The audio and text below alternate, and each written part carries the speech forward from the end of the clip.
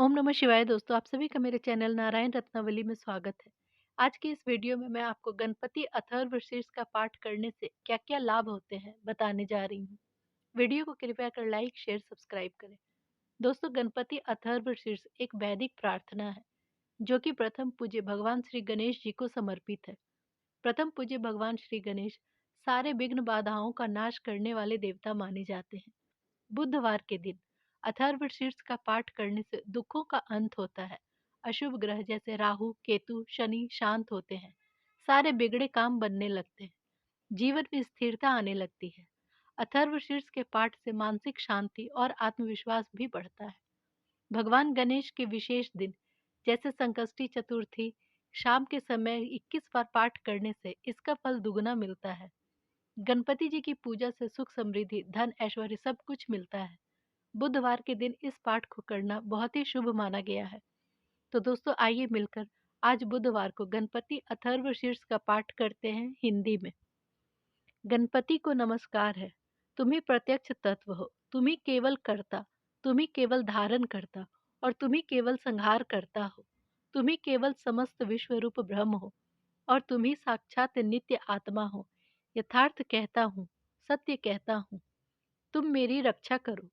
वक्ता की रक्षा करो, श्रोता की रक्षा करो, दाता की रक्षा करो, धाता की रक्षा करो, षडंग वेद विद आचार्य की रक्षा करो, शिष्य की रक्षा करो, पीछे से रक्षा करो, आगे से रक्षा करो, उत्तर भाग की रक्षा करो, दक्षिण भाग की रक्षा करो, ऊपर से रक्षा करो, नीचे की ओर से रक्षा करो, सर्वतोभाव से मेरी रक्षा करो, सब दिशाओं से मेरी रक्षा करो।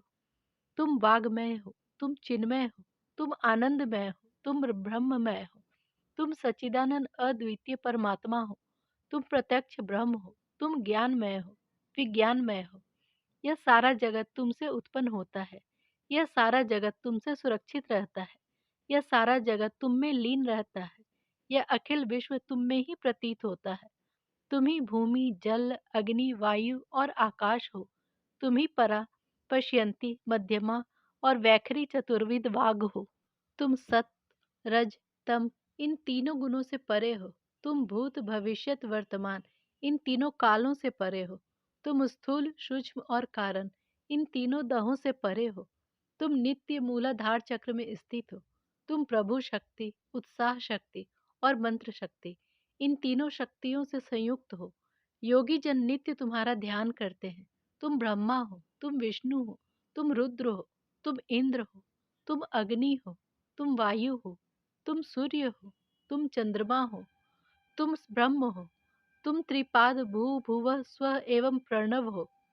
गण शब्द के आदि अक्षर गकार का पहले उच्चारण करके अनंतर आदि वर्ण आकार का उच्चारण करें। उसके बाद अनुस्वार रहे। इस प्रकार अर्धचंद्र से शोभित जो गम है वह ओंकार के द्वारा रुद्र हो, अर्थात उसके पहले और पीछे भी ओंकार हो। यही तुम्हारे मंत्र का स्वरूप है। गकार पूर्व रूप है, अकार मध्यम रूप है, अनुस्वार अनंत्य रूप है, बिंदु उत्तर रूप है, नाद संधान है, संहिता संधि है। ऐसी यह गणेश विद्या है। इस विद्या के गणक ऋषि हैं। निचृद गायत्री छंद है और गणपति देवता है। मंत्र है ओम गम गणपतिये नमः। एक दंत को हम जानते हैं, वक्रतुंड का हम ध्यान करते हैं, दंती हमको प्रेरित करें। गणपति देव एक दंत और चतुर्बाहु हैं। वे अपने चार हाथों में पाश, अंकुश, दंत और वरमुद्रा धारण करते हैं। उनके ध्वज में मूषक का चिन्ह है। वे रक्त वर्ण, लंबोदर, शूर्पकर्ण और रक्त वस्त्रधारी हैं। रक्त चंदन के द्वारा उनके अंग अनुलिप्त हैं। वे रक्त वर्ण के पुष्पों के द्वारा सुपूजित हैं। भक्तों की कामना पूर्ण करने वाले ज्योतिर्मय, जगत के कारण, अच्युत तथा प्रकृति और पुरुष से परे विद्यमान वो पुरुषोत्तम सृष्टि के आदि भी आविर्भूत हुए हैं। इनका जो इस प्रकार का नित्य ध्यान करता है वह योगी योगियों में श्रेष्ठ है। व्रातपति को नमस्कार है, गणपति को नमस्कार है, प्रथम पति को नमस्कार है, लंबोदर, एक दंत, विघ्न विनाशक, शिव तनय, श्री वरद मूर्ति को नमस्कार है। इस अथर्व शीर्ष का जो भी पाठ करता है वह ब्रह्मीभूत होता है। वह किसी प्रकार के विघ्नों से बाधित नहीं होता। वह सर्वतोभावेन सुखी रहता है। वह पंच महापापों से मुक्त हो जाता है।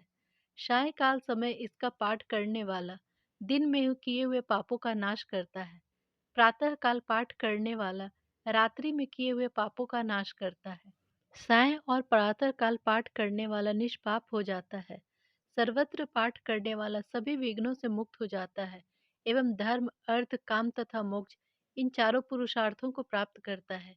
यह अथर्व शीर्ष उसको नहीं देना चाहिए जो शिष्य न हो। जो मोहवश आशिष्य को उपदेश देगा वह महापापी होगा। उसकी 1000 आवृत्ति करने से उपासक जो कामना करेगा इसके द्वारा उसे यह सिद्ध कर लेगा।